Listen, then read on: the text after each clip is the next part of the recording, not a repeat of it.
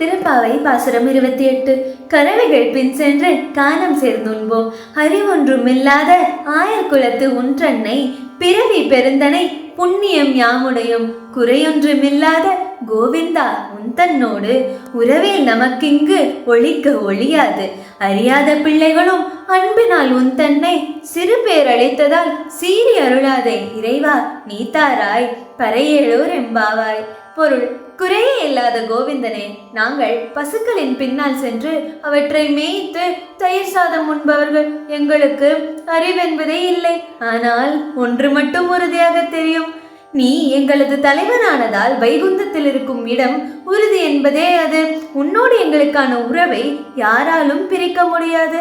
விரதம் இருக்கும் முறைகளை பற்றியெல்லாம் அறியாத பிள்ளைகள் நாங்கள்.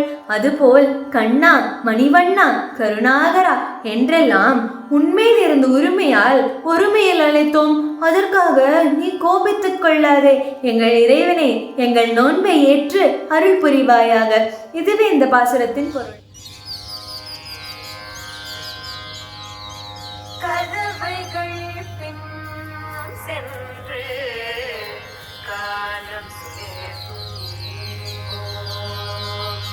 அறிவொன்றும் இல்லாத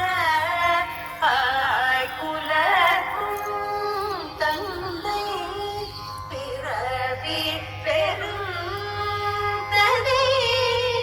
புண்ணியம் யாமுடையோ குறை ஒன்றும் இல்லாத கோவிந்தாவும் தன்னோடு உறவே நமக்கிங்கு ஒழிக்க ஒழியாது.